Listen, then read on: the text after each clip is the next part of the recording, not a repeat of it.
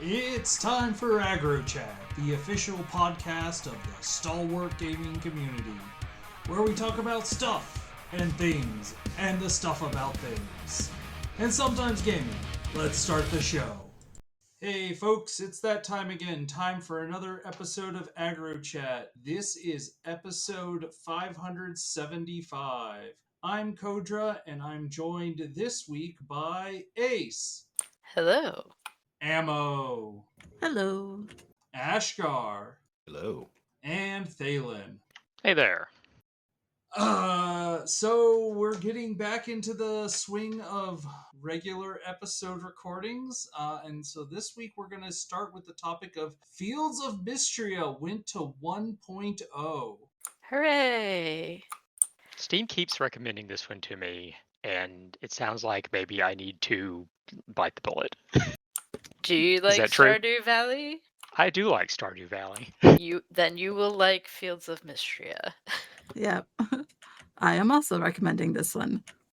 Yeah, it's pretty excellent actually. It is I played quite a bit of it before it hit 1.0 and talked about it a little bit on the show, but have really dug into it since 1.0. I've been playing an absolute excessive amount.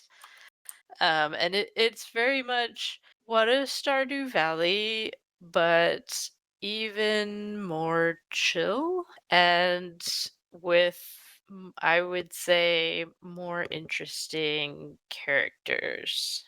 Interesting. Okay. One of the things that I hadn't really realized when I was kind of poking around at it before is that there is very little in this game that is on any sort of a timer, or any kind of you must do this by this time or you will be judged kind of thing, which makes it just extremely chill. And yeah, considering that the last one of this type of game that I played was Grimshire, where if you did not optimize all of your stuff, your townsfolk would die horribly. This feels so much nicer. I was about to say, when I was looking at this, I was like, oh, it's Stardew Valley, but, more explicitly a fantasy game. Yeah, it's definitely that. If you want to date a character that's not human, and I won't give anything else away, spoilers, but like there's the option for that. That just made me think of the other Stardew Valley like game that saw people recommend recently, which is entirely about dating vampires mostly. Yeah, I played the demo of that one and I just don't dig the art style. Mm-hmm. It's Moonlight Peaks. I forgot to mention the name. Yeah. This one is, extremely cute pixel art.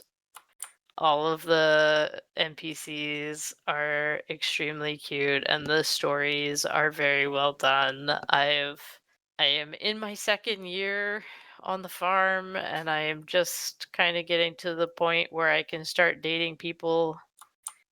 Also appreciate the fact that apparently you can in fact date everybody who is dateable if you want to simultaneously, if you so choose. You can only marry one person, so you can play the field until it's time to settle down, I guess. But Somebody will but make a bot for that. probably. But I just appreciate it because all of their stories are so extremely charming that I would like to see them all, and it's nice to know that I can probably do that without having to do 1,000 separate playthroughs. Now, Yeah.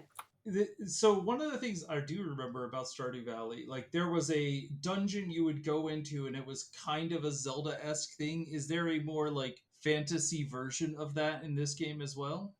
I mean, it is pretty similar.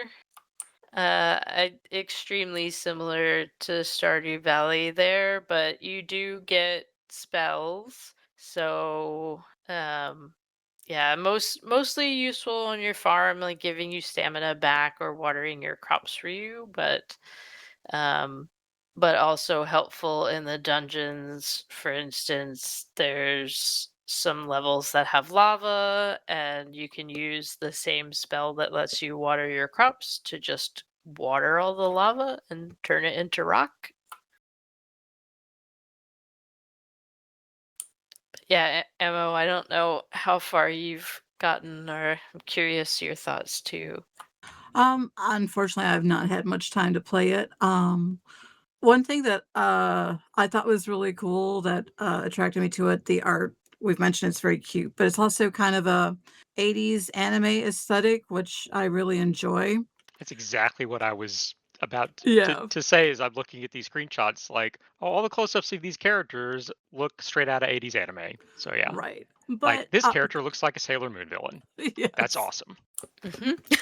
But they are, like, well written and they feel very natural. They don't feel, like, tropey if they look like they could very easily be anime tropes, and I really appreciate that. And I think the other thing that I really liked, that Ace had mentioned before is it is very chill. I think Stardew, I had a hard time at first because I was not a fan of the time limit, and I was always afraid that I was gonna miss something or mess something up, and, like, even in this game, if it's a villager's birthday, they'll tell you on the day, and plus you have a calendar, so I mean, I know Stardew did too, but I guess I just haven't felt really stressed yet playing it, like, "Oh my gosh, I gotta hurry up and do this and this and this."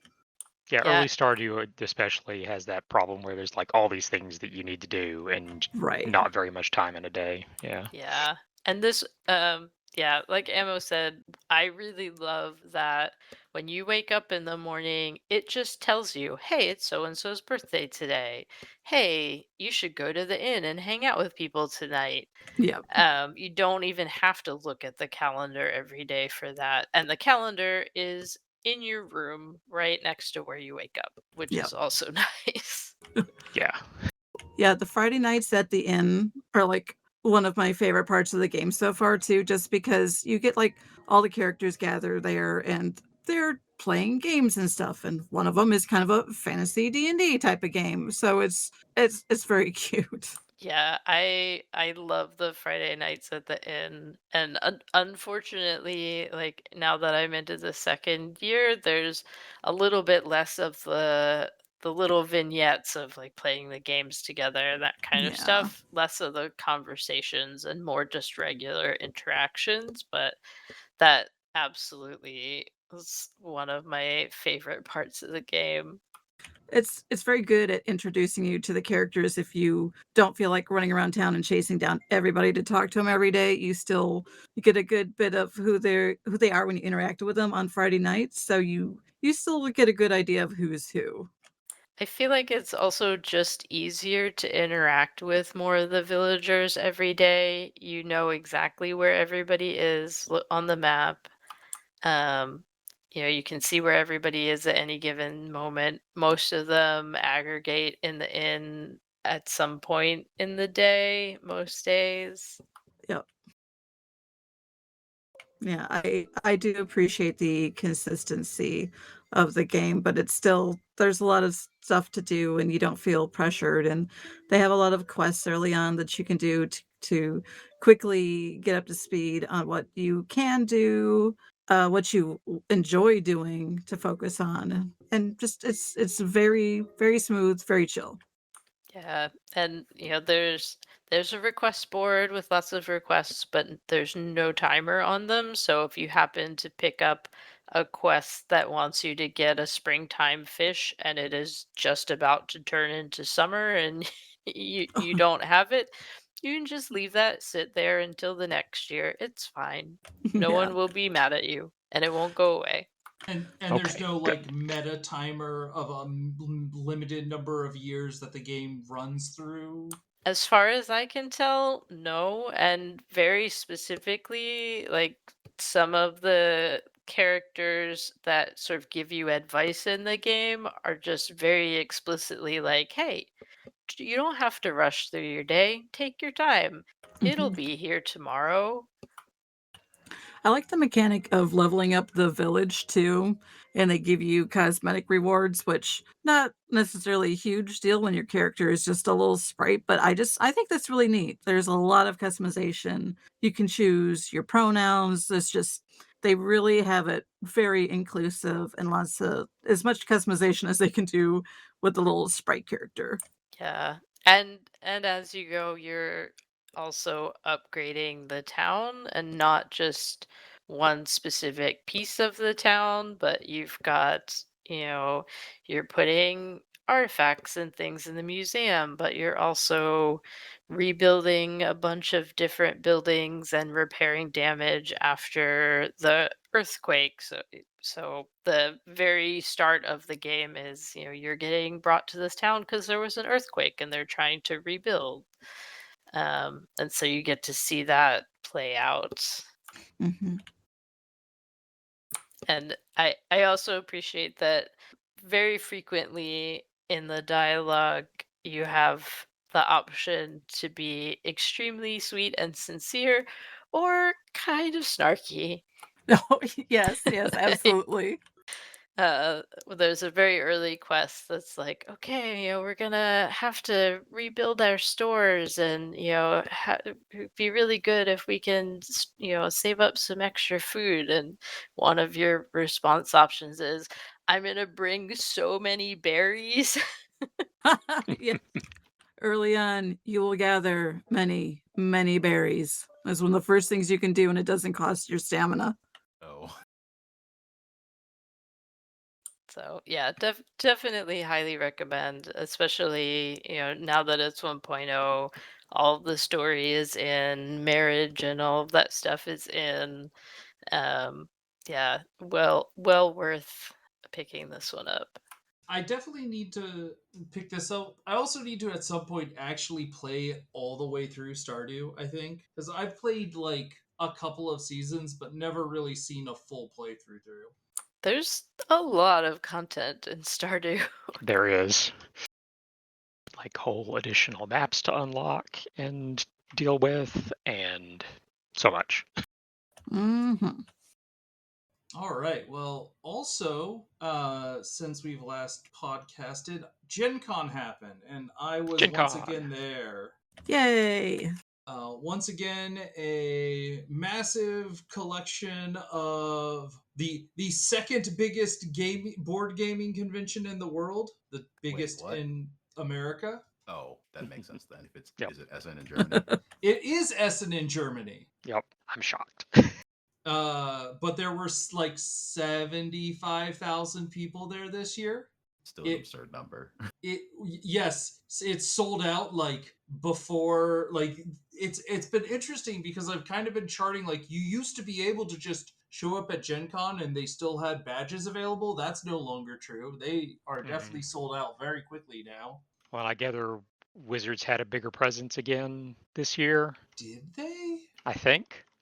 I would say that's a definite maybe. Hmm. Ooh. So I have to say, as somebody who goes to Gen Con, it's very hard to explain that Gen Con is so large that it's very hard for one person to experience all of it. I mean, it's arguably not a single convention anymore, and It hasn't been is for a long time. it is definitely not. This is why whenever I'm like meeting people, I'm like, what does your Gen Con look like? What is your experience with Gen Con? I mostly go off to the old train station and do LARPs. But there's also like TTRPGs. There are people who build card structures the entire con. There are people who are just there for True Dungeon. And then people who just exist in the vendor hall. Hmm. And you could just exist in the vendor hall for all 4 days. And like, even if you're sitting down and getting demos, still not see all of it. I did take a couple of videos where I walked from one end of the expo exhibit hall to the other, and it took me 13 minutes to get from one corner which is where the Catalyst games and BattleTech was all set up, all the way to the other corner. Mostly that was because there was a lot of traffic, but still it's very big. The one thing that was very exciting for me this Gen Con is the LARP troop that I really got started with was back for a few games. So I got to reprise my role as Freddie Jones from Scooby-Doo in a superheroes game. The general gist of this was it was all of the it was a bunch of Marvel characters with their serial numbers filed off, going to school at a Professor Xavier's high school, doing the Prom of Peril. Oh boy. And the meta plot was we don't know what's happened to the senior class. They all, quote unquote, graduated early. And it turns out that the dean of the institution had recruited them all into his superhero squad, and they had all died fighting this universe's version of. I don't think it was Doctor Doom. It was some other big, like, nefarious bad guy. Mm-hmm. And so now we are like all being tried to be recruited back into being X-Men, and all of the students are like, wait, you just got all of these students killed. Wouldn't be the first time. Yup. So I had a lot of fun. My character was Fred Jones, and so my superhero was both constructing and avoiding traps. And so at the very end, I had spent the whole the whole LARP setting this up such that I was like setting traps all around the school. And so when like the big bad was revealed, which was Doctor Doom in like Steve Buscemi Hello Fellow Kids costume. I trapped the school, put the school on lockdown, and escaped with me and like my friends. Nice. I also did a LARP in which it was. I've done this LARP before, but there were never enough people for it to fire, so we did it as a tabletop role-playing game. But it was from the Feldra LARP company, and they have a bunch of like mechanics heavy games. And it's very interesting. There's a lot of interesting like powers all of our characters had that we were trying to use to solve all of these different puzzles. I mostly remember it because my character was the lead engineer who was very much like unsure of her position in this new, because the king that had hired her was dead and currently in a ghost form, and we were trying to put his spirit to rest by bringing him back to his home. And my character did not like the person who was taking over for him. And so at one point we found a like mech that was basically a brain in a jar machine. Like you put a brain in and it could control the robot however it wanted. And so when we defeated it, I was like, hey, I have a brilliant idea. I'm going to resurrect the king's body back into this mech, and it's going to be king again. And that sure worked and completely upended the like all of these different people's plans. And it was very funny to watch the end of that game come together as a result of it. Because suddenly a bunch of people who were like secretly plotting against me realized that I had way too much power and they were going to lose any contest they brought against me. And so had to rapidly scramble to exit the scene. As far as tabletop RPGs, I got to play yet another session of Dejura, which they have 3 sessions that they run. This one is Path of the Immortal. They have now released one of the scenarios for backers and people who showed up at GenCon to download. So you can officially see what the rules of Dejura kind of are, although character creation isn't in the rules yet. And yeah, but it's still progress over the. You can't see how this game plays unless you come to an event near Indiana. Technically, they would also accept Chicago because that's where they live. I mean, that's near That Indiana. is near Indiana. It's true. And so much so that last year when I was playing, I took a picture of a character sheet and they asked me to delete it because they didn't want it getting out on the internet. They'd taken pictures of the character sheet themselves before. Oh, yes, the character sheet was fine. It was the ability cards I wasn't allowed to take pictures of. Ah, Because I could bring the character sheet home with me, but I couldn't bring the ability cards they were trying to keep secret. wild. Anyways, that's less true now. And once again, it's a very interesting game because like the way they design a lot of their modules is like it feels like they're designing them to be run well at conventions, but also what that actually entails is almost all of their modules have timers, it like out of game timers that you use to like push the plot forward. Hmm. And so like Which it's makes sense like, for convention play. Yeah. it makes great sense for convention play, and boy, that's stressful. It's like you're in a room, there is water filling up this room, there is puzzle elements we describe about the room. I put a 10-minute timer in front of you, go. And I'm like, oh no, we need to move very quickly to make sure we figure out this room so we don't all just drown immediately. I believe there would have been something to progress the plot forward and it wouldn't have just all ended there. But like we like in the moment I was definitely like we were scrambling to come up with solutions and thankfully we did. But it once again remains a very fun game to play. I really find it interesting how they're balancing the absolute insanity of their species now. There are one of the big changes this year from last year's rules. Last year, you had a list of everything that was an advantage for the species you were playing and everything that was a disadvantage for the species that was playing, and you had to track all of that. Now you have 3 things on that list that are advantages you must take, 3 things that are disadvantages, and then you can pick and choose. For every additional advantage you want to take, you must select an additional disadvantage. So you can decide how much insanity you want to put, how much emphasis you want to put on your species' personal requirements. This time around, I was playing a salamander, and boy, let me tell you, there was so much water in this setting, and all of it was either brackish or saltwater, and I was so sad Oh, because my character desperately needs like to be submerged in fresh water for a specific amount of time per day, or else my skin starts to dry out.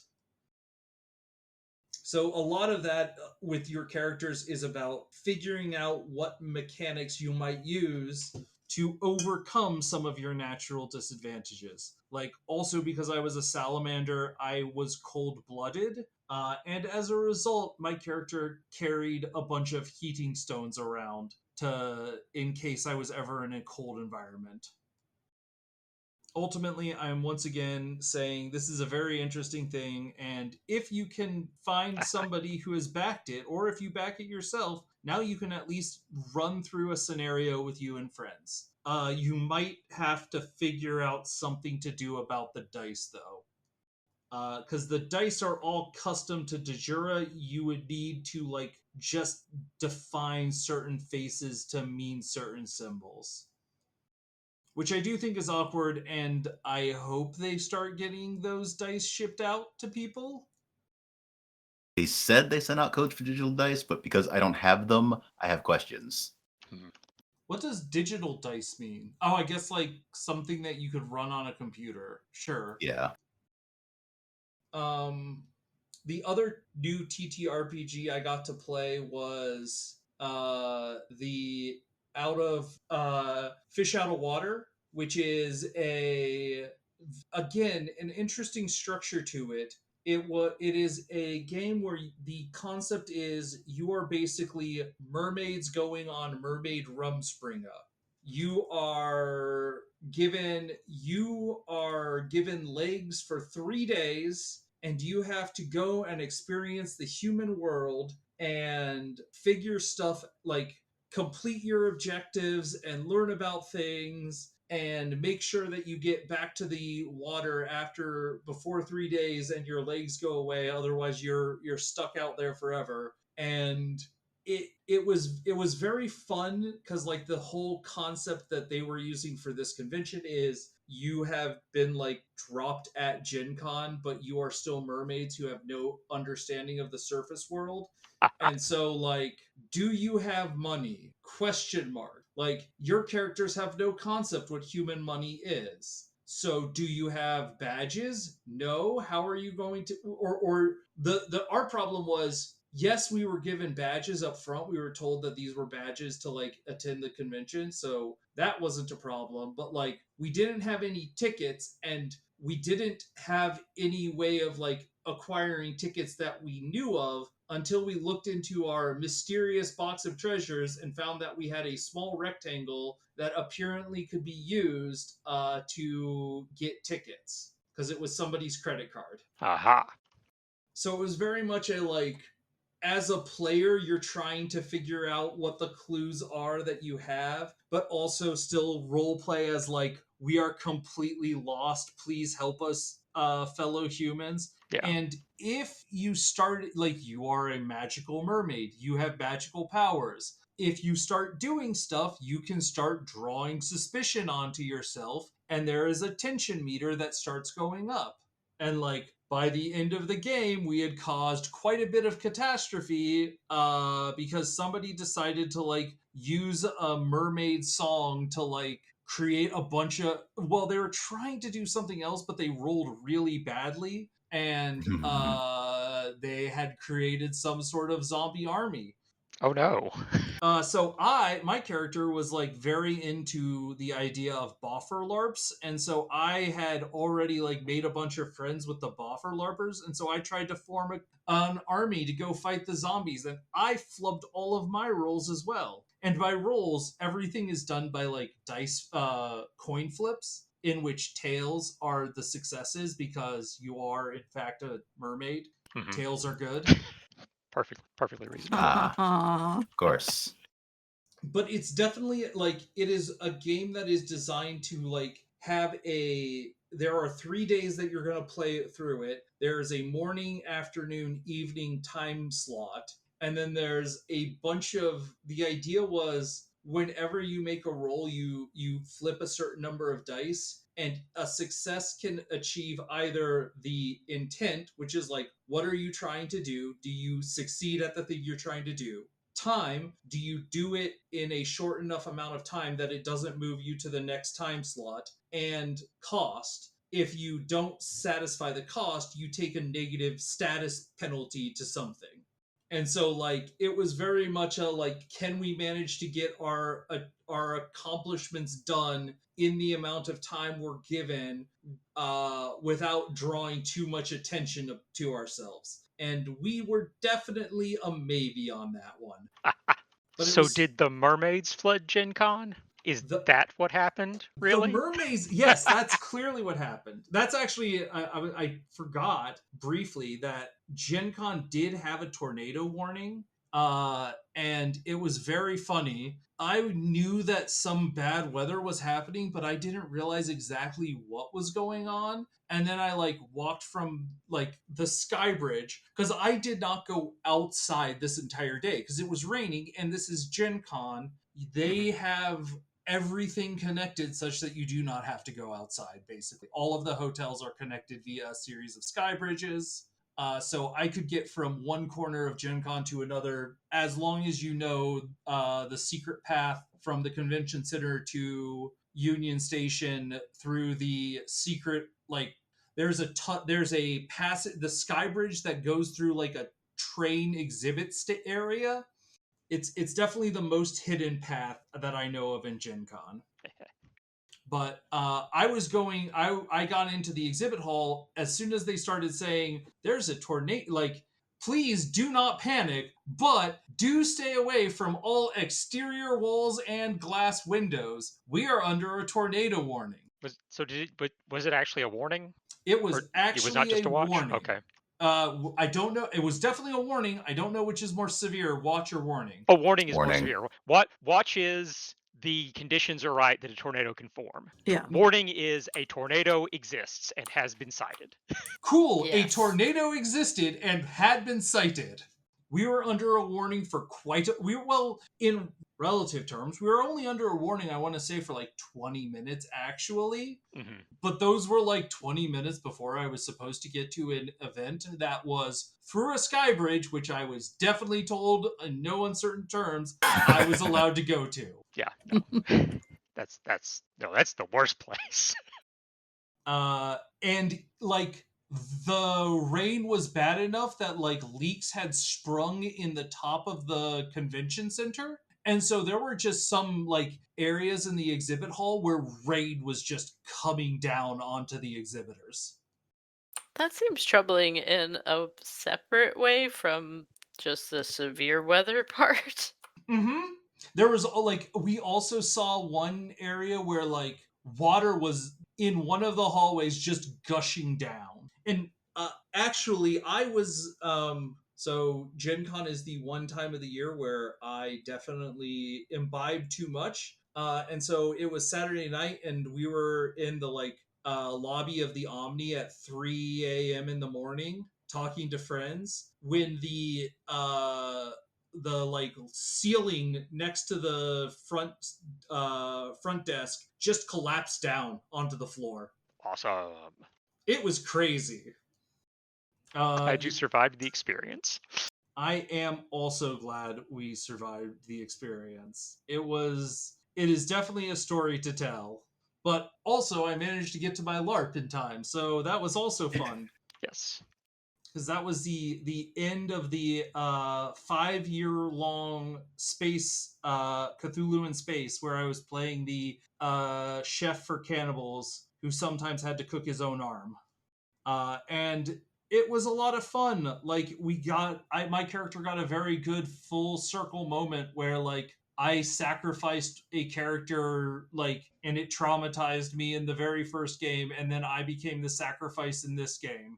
And then ultimately, we all failed, and they basically said the cycle would repeat. And then, of course, people were like, "Oh, are you going to run this again?" And the GMs were like, "Absolutely not. This was not like we don't want to do this ever again." It was very ambitious of what they were doing. I also saw, which I am vaguely interested, lots of TTRPGs, lots of new TTRPGs happening right now. We are definitely in like we were in a golden era of board games. We are in a golden era of tabletop role playing games. There was a hilarious Age of Vikings RPG, and one of the things in character creation is charting your family history starting back in 940 AD up through like the current year, which I think is like 1060 something. It was a very in-depth system. I also picked up games. I picked up Wingspan Pocket, which I recommend to people who might like Wingspan but might think that maybe this game takes up too much table space and also too much time. It's a large game. It's a large game, and it takes like, 2 hours. This is a much smaller game and takes like 20 minutes, but still feels appropriately Wingspan-y. I mean, if it's got beautiful birds, that's all that matters. It does have beautiful birds on cards. I also got to very briefly look at the prototype for Kingdom Come Deliverance, a game I am excited for almost entirely because it is Vlada making a big box game again. But it looks very fun and cool. And also, I got to talk to the designer of Stellaris, who says they are very confident that Stellaris will be getting delivered this year, cool. Which Yay. I believe when I see. Yes. Well, fair. But at least it seems like it could potentially happen now. It could. Yeah. And speaking of being in a golden age of TTRPGs... Mm-hmm. I hear we have... I mean, I got to play in a game of Nimble in the Beast World, the Delver's Guide Beast World setting, run by Ash. Yeah, so this requires a bit of background on two things. First is the Delver's Guide to Beast World, a very furry setting made by some people I know. It has been fairly popular, and it's a great setting, really cool world. But the problem is it's set in 5e, and I'm kind of done with 5e. Yep. It was also featured at GenCon and Origins, and I got to sit through, go there and leaf through this, and I was like, oh, this is so cool. And then I started reading some of the mechanics, oh, right. I just am immediately exhausted reading this. I don't want to play 5e ever again. The fun fact, they only got that Gen Con booth because they managed to split a booth at a furry con with someone else. So things just sort of worked out that way. But the setting is cool, a bunch of really interesting things, a bunch of really interesting people. But on the other hand, we have Nimble, which started out as Nimble 5e, a 5e hack, sort of, to make 5e play a little faster, and then got spun off into its own system, which is definitely very 5e related, but has come some ways from just being 5e. There is currently a bit of an effort to rewrite the core books, some of the class mechanics, because the original release was maybe not the most balanced, and the author is using the opportunity of a reprint to also just rewrite some things. But this game has a sort of 3-action system, not unlike Pathfinder 2, but also lets you spend some of those actions off turn rather than having explicit reactions. Yeah, I really liked the fact that I could have a bunch of reactions if I wanted, but it did impact my action economy on the coming turn. It made them feel like much more of a choice rather than, oh, I've got a reaction, I better use it. But one of the major things about this is because its roots are so close to 5e and the math actually is so close to 5e, converting from a 5e thing to a Nimble thing is really, really, really easy. Cool. Absurdly easy. So that is why I elected to try to run an adventure written explicitly for 5e in Nimble. And I think this actually went pretty well. There are some things sometimes adventures are written for not expecting player capabilities that are different from game to game. So that came up a little bit. But either way, it still, I think, worked pretty well, at least from the GM side of things. I would say from a player endpoint, it was very fun and things flowed pretty well there. I'll have to look into this. There was some friction just because, it's a system nobody knew prior to this. Right. But I think if we got more accustomed to it, it would be very easy to just run things in this rather than 5e. And I might examine some other things for potential uses here. I am very curious about what the designer's opinion of certain things in playtest are. Oh. I don't know. As funny as it was, the cheat's ability to just so flagrantly cheat felt very strong. That feels mostly like a consequence of our very melee-heavy party. That's possibly true, yeah.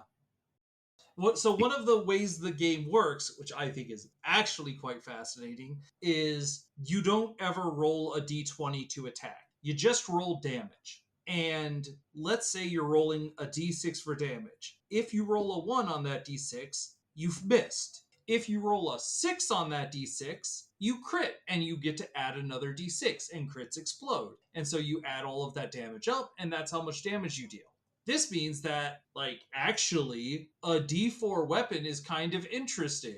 It means you're going to miss a lot, theoretically, but it also means you're going to crit a lot. And there are also ways to increase the face of the die by 1 if you take an assess action. So that turns that, 25% miss chance, 25% crit chance into 0% miss chance, 50% crit chance. The math on that is really interesting. Anyways, the cheat just gets to cheat and set one of their dice to a 6 if they're able to sneak attack, or set one of their dice to the maximum setting, so they get auto crits. It's kind of interesting because they get a sneak attack die if they're able to crit, and if they are in a normal 5e style flanking position, if an enemy is taunted by someone else, or if you have a party member adjacent, you can just set a die wherever you want, which just guarantees you a crit. So our cheat player was critting basically every time they swung their weapon. Which is also relevant because that bypasses armor. Armor is the thing that the designer of this game has been most back and forth on. That's reasonable. Armor And I and suspect- defense. I suspect that the 5-point medium armor value is actually going to go away by the time this next rule set comes around. What's the 5-point medium armor value? Enemies currently can have medium armor, which is 5 damage reduction, or heavy armor, which is 10 damage reduction. Okay, And at level 3, no enemies should have heavy armor, sure. but medium armor is a thing, and 5 damage reduction is still a lot if you're rolling mostly a d6 to attack. Sure is. Basically, you're either not dealing damage or you're critting. So the designer's been back and forth on this. The previous printing actually had armor do something completely different. Like, I want to say you only got damage from dice and not static modifiers for medium armor, and heavy armor was something else entirely. And nobody seems to like this. The implementation works fine math-wise, but it feels weird. Hence the -5, -10 version that we got. It's also interesting in that even when you go to 0 hit points, you are not like knocked out, which I liked. We didn't actually have anyone go to 0 hit points actually, factually. You just go from 3 actions to 1 action. You also have to make some effort if you want to take actions to attack. Yes. You have to pass a check or we'll start taking more wounds. Yes. So maybe you should go down. Maybe this is a thing you should consider doing. Or you should spend your actions healing. Either way, you probably shouldn't continue acting like you're not at 0 hit points. Unless you're a barbarian. I mean, berserker. Or there's a class that was not in your packet that is, I think it's called a Revenant or something, that has a very small amount of hit points normally, loses no actions at 0, and has some other stuff to encourage them to keep swinging. And basically just operate at 0 hit points for a while. This is also the Berserker. Berserker seems very fun. I'm gonna play a commander because if a game tells me I can play a commander, yes, I'm gonna play a commander. Hilariously, I think I should have dug a little deeper into the book and realized that Spellblade was a commander option and gone with that. Because I think that's actually hilarious. I will say the class selection is a little weird. It's a little different than I'd expect. I feel like they were trying to roughly match what, like, Commander is ultimately the fighter option. It is the fighter option. It's got way more stuff in it than fighter actually has in 5e. That's because fighter is so freaking boring in 5e. Like, I think this person was like, I need to have a fighter, and was like, why don't I just call it Commander, and it also has other interesting things? If you just want to be somebody big who hits things with a weapon, here's the Berserker. But yeah, their version of Druid definitely emphasizes that shapeshifting is a thing and you should be doing it. Because even the quote-unquote spellcaster one does not have drastically nerfed shapeshifting. In fact, the primary thing they get is spellcasting while in form. So yeah, you have like a spellcaster. You have a druid equivalent, a monk equivalent, a cleric equivalent, or basically all of the 5e classes. No sorcerer, wizard differentiation really. That's There's just one mage. That feels like a differentiation, without like much of a difference. Honestly. Yeah, as far as 5e goes, these are barely different classes. I mean, that's also kind of true even in Pathfinder. Like, they're trying to make them feel different, but they still barely feel different. They mostly haven't succeeded, you're correct. They feel like the same class with a bunch of different subclass options. Pathfinder 2 has a lot of spellcasters that have, like, their thing that makes them feel unique, and Wizard and Sorcerer just don't. But their Warlock equivalent is interesting. It's, by default, a minion summoner that does some weird things with putting extra bodies on the board. Nobody played it, so I have no idea how it actually plays in practice. So maybe some other time. Maybe some other time. Speaking of other TTRPGs that you are planning, tell me about what's going on with your Pokemon RPGs. Pokemon RPGs are weird, just in general. Obviously, there are no official ones. I don't know why there are no official ones. Feels like Nintendo could have done something with this at some point, but they haven't. So fans have filled in the gaps. Many, many fans over the years have tried to fill in the gaps. Oh, yes.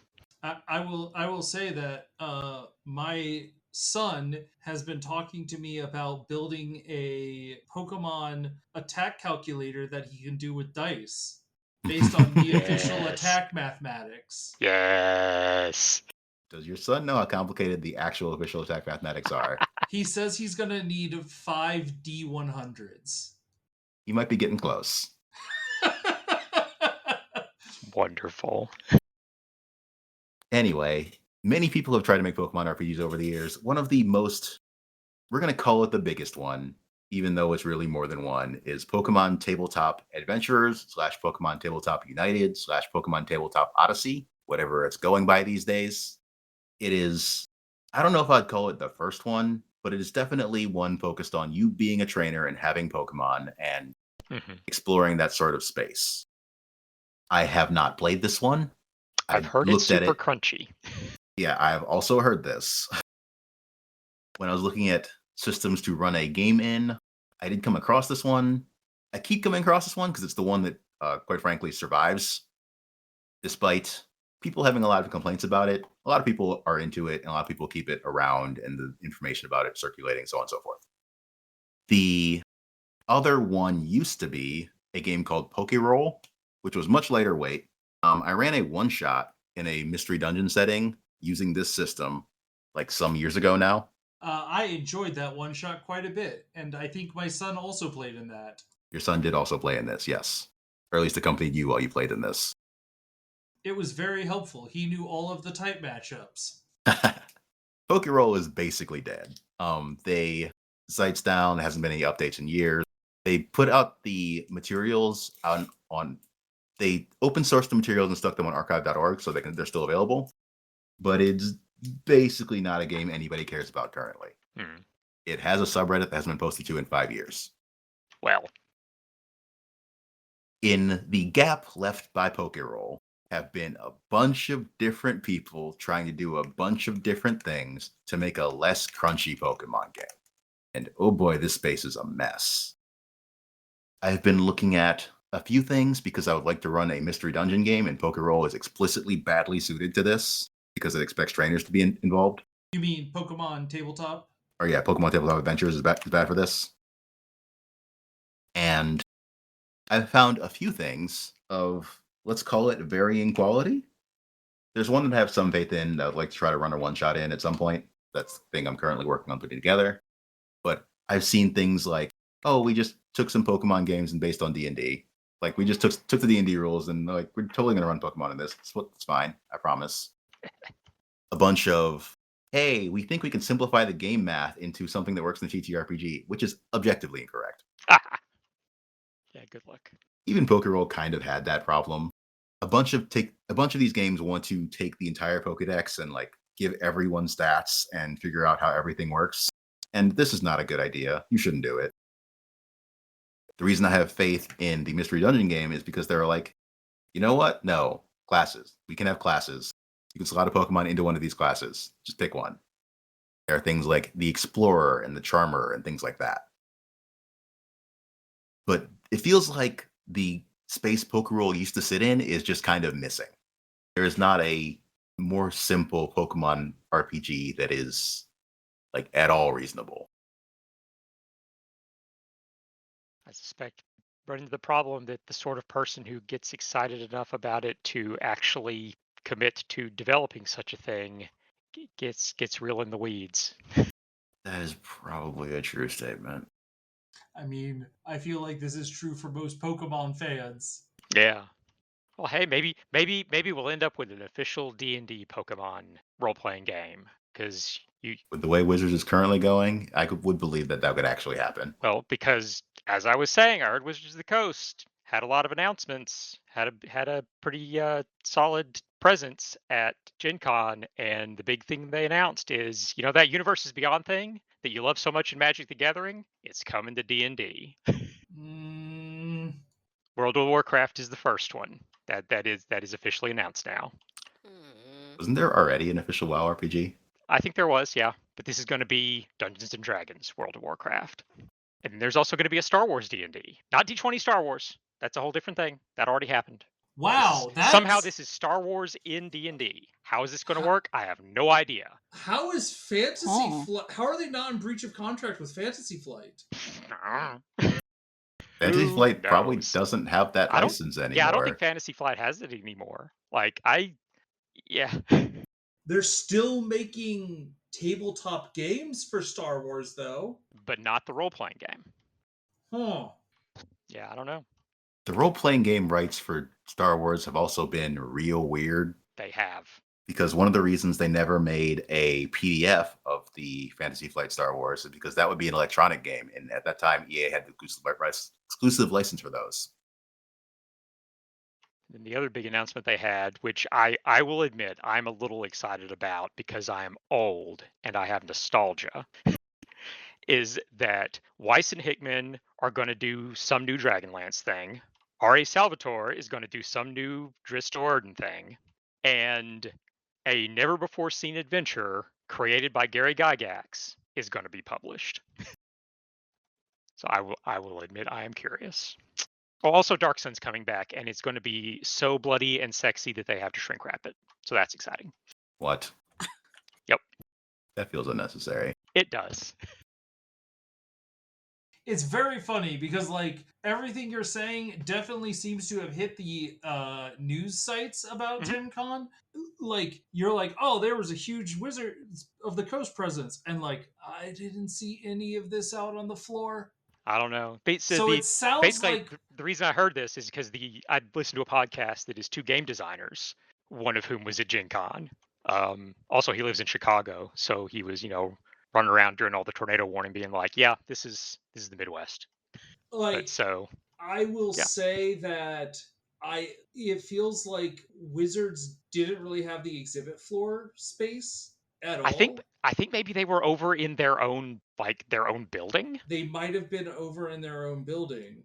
But that, like, again, that's a different Gen Con. I didn't participate in that at all. Right. And also that means that you probably didn't, you only had people showing up to that were showing up for Wizards. Like, they you were specifically not having excited about D&D. people just casually walking by like you would at a lot of other things. Oh yeah, they also announced they're going to be they're going to start, I guess, farming out campaign settings to other companies to develop product for. So there's going to be new Ravenloft material published by Ghostfire Gaming, and there's going to be new Forgotten Realms, and it's going to be published by Kobold Press. So I'm not sure. I don't know. I am amazed they have a working relationship with Kobold Press. I know. I was about to say. So And what I will say, from my understanding of the industry perspective, Dungeons and Dragons needs to do something. So does Paizo, because both Dungeons and Dragons and Paizo are quickly losing market share to indies. I believe it. Like I mentioned, like, we're in the golden age of TTRPGs, but like indies are definitely like where a lot of the interest is. Yeah. Indies and more like story focused games. Definitely a lot of indies. I got a rule book for a system called Legends of Akaroth in this week from a Kickstarter. That looks so cute. It is another game that is... It's weird that games are now inspired by other indie games. This game is very inspired by Fabula Ultima. So it's definitely going for that Final Fantasy aesthetic. I mean, another game I did see one. At Gen Con. Like, everyone is also trying to crack, like, what's the best way to do Final Fantasy and TTRPG. I also saw Succubus Publishing, who makes Madara, is doing a Final Fantasy Tactics TTRPG. Heavily inspired by the systems of Star Wars Saga. Which did give me some concern about the balance issues. I'm sure it'll be fine. All right. I see the next thing on this list is the Detective Grimoire and Usually Sally. Yes. So in my continuing quest for games of deduction and mystery and solving puzzles, I came across a game series. The most recent one just came out very recently, which is why I found out about it, because I saw someone talking about it. The most recent one is The Mermaid Mask, but it is the Detective Grimoire series. There are technically 4 games. The first one was a Flash game. You can still play it on, like, I think Armor Games. I don't know. I played it somewhere. It's very bare bones. It's simple. Like, it's its own thing. But the other 3 are all on Steam. You can get them as a bundle. The first one is comparatively straightforward and simple. It feels kind of like a just getting the idea together and getting it all figured out.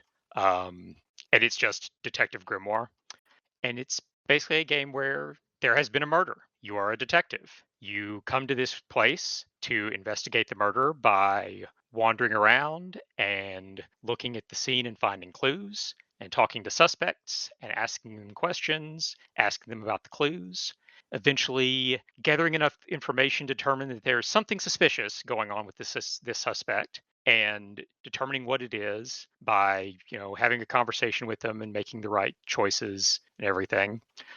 Mostly the suspicious things are not directly related to the murder, but ultimately you solve the murder. And then, so that first one, you're just Detective Grimoire. Sally is actually in that game. She's one of the suspects. In the next game, Tangle Tower, Sally is now your assistant. And this is where the game series really comes together, because the art is amazing, the voice acting is fantastic, the writing is wonderful. At this point, it basically feels like if Ben Wyatt and April Ludgate from Parks and Rec were investigating a murder. And all the suspects are a bunch of weirdos. And then the Mermaid Mask, the one that just came out, levels up again. Like, it's an even more involved story, some more complicated puzzles, like more manipulation of the clues. But they're like, if you want a good mystery game, these are absolutely fantastic. Like, the art style is wonderful, the animation is beautiful, and they're a lot of fun. And like, I wanted to talk to every single person about every single clue, just to hear everything they had to say and everything that Grimoire and Sally had to say in response, and all their banter between the two of them. So yeah, they're great. I was about to say I have Tangle Tower, but not any of the others. So maybe I will pick up Detective Grimoire first. Detective Grimoire, like Tangle Tower, there's actually some stuff in Tangle Tower that references things from Detective Grimoire. All the 3 games are all like they are explicitly all one timeline, and there are loose connections between the 3 of them. And occasionally, a reference will get made back to something that happened previously, or you'll see a thing and be like, "Oh, that links up to that from back then." So I'm feeling like this is going to be more Danganronpa and less Professor Layton. Is that right? It's somewhere in the middle.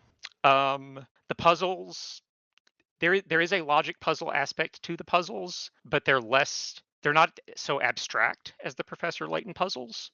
They're more diegetic.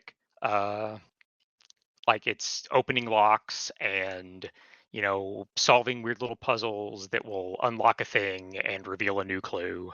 But Um, like opening a lock is like going to be a puzzle that you yes, have to solve. yeah, Got it. Okay.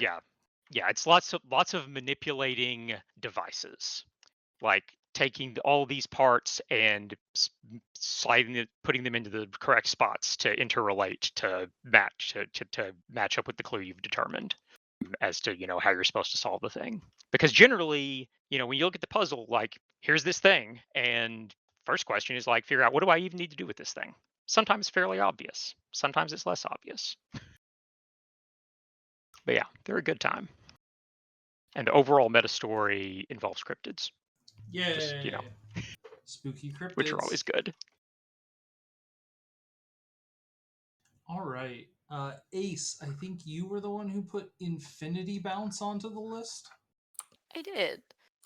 Not a ton to say about it. It is a demo right now. I have not been playing quite as many of the incremental games as I had been a little bit earlier this year, but this one in particular is made by Stray Fawn. So this is the folks that also made Dungeon Crawler, which I absolutely adore. Okay. So I figured I would give it a try, and it's, a little sort of pinball-esque kind of physicsy game where you are bouncing shooting stars off of planets and into the maw of an all-consuming void cat. And it's extremely fun. So, the shooting stars are coming in at various angles, and you've got to sort of puzzle out how to place a bunch of planets and nebulae and black holes and things to have them bounce and gain enough mass to feed the void cat and satisfy its hunger.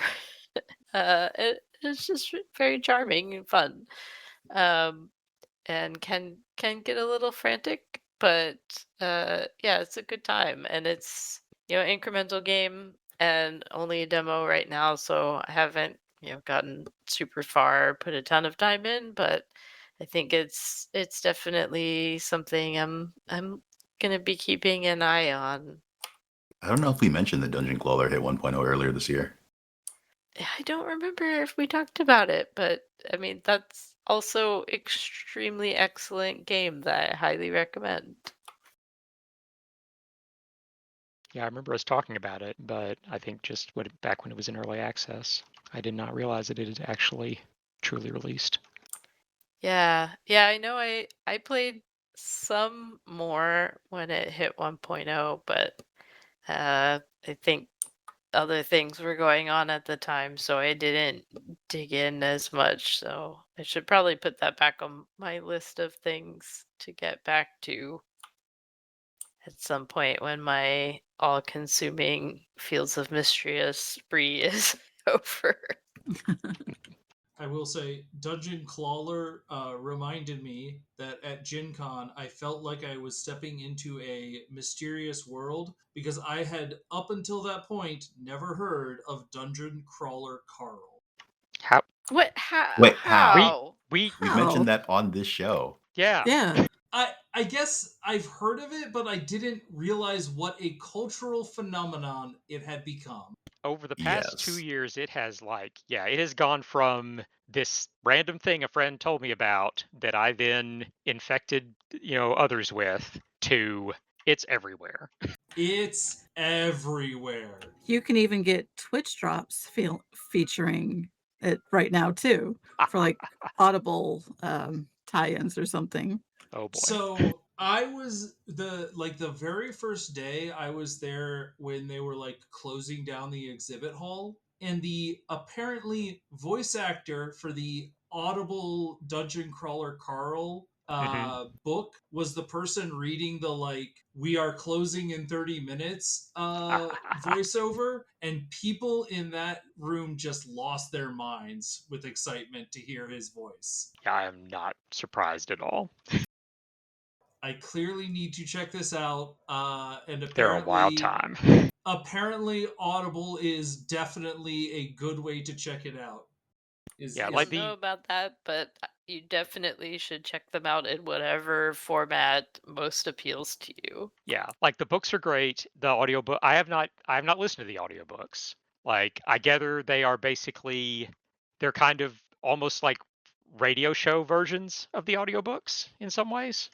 But I gather So, they're very, very good. So so my understanding the books are is great. there are people who are trying to do like more of a radio style play, but the official like Audible ones is just a single voice actor doing all of the Okay. different voices. Maybe But they're two different things. he's just really, really good at all of the voices. And sometimes he sings in the voice of a cat. Yup, Donut, as I've been informed. Yes. Princess Donut. Yes. Queen Anne Chonk. But yes, I also think it's very funny that like it suddenly very easy to get guys to cosplay if most of the cosplay is them wearing heart boxer Heart shorts. boxers. Yeah. Anyways, I think that is probably a show. Yeah, probably so. Does anyone else have any final topics they want to throw on? Bubbly Basin arrived in Pocopia, and it's It did. pretty fun. My son has been playing it. I haven't gotten to yet. It's neat. You get to power up your Lapras farm and learn how to make smoothies and a whole bunch more recipes if you're crazy into building like I am. And of course, a whole slew of new Pokemon to befriend. Good times. I need to actually get a chance to play Pocopia at some point. It's really fun. It's Dragon Quest Builders, but with Pokemon. Yep. We are nearing the end of the 4-job fiesta. You have, at this point, probably less than 2 weeks to finish your runs. In approximately a week and a half, I will be at Worldcon in Anaheim. If by any chance anybody listening to this is at Worldcon in Anaheim, let me know. Message me on Blue Sky. We can hang out. Do you have? Are you going to be part of the voting committee at Worldcon?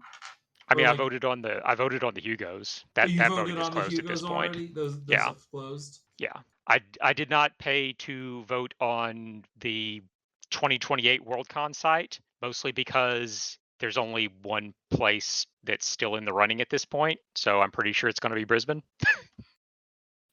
But yeah, the Hugo voting closed beginning of this week. Yeah. Can we ask who you voted for at least gaming? I mean, it's ranked choice. Let me think. Who did I end up putting first on the game's Hugos? I think I ultimately went with. I gotta remind myself everything that was on it. I think I ultimately went with. Clair Obscure at number one, but it was really difficult. Is this the year where this is the Hugos where you could vote for Clair Obscure? That feels like best gamer, yeah. Extremely Hugos game. Oh yeah, best gamer interactive work. The 6 nominees are Blueprints, Citizen Sleeper 2, Clair Obscure, Dispatch, Hades 2, Silksong. Man, that is a stacked list. Yeah, so it was tough, and I organized and reorganized my votes multiple times on those. Like, yeah, it's one of those where I don't know what will ultimately win. I feel like Clair Obscure's got a pretty good shot. Is probably going to win because it is also so I would probably say Clair Obscure and the off chance of a Blueprints. Because I also think Blueprints is a very Hugo's audience game. I mean, Caves of Cud won last time, so that's the sort of people that we've got voting. Like, I think it's definitely the sort of audience where story and uniqueness are going to count like extra heavily, over gameplay or art or any of that. Thanks for reminding me that somebody told me I should check out, I think it was Tam, should check out Caves of Cud. It's neat. And it's a lot. Like, it's definitely a lot. It's like, what if NetHack and Dwarf Fortress and Fallout all got mushed into a blender and here.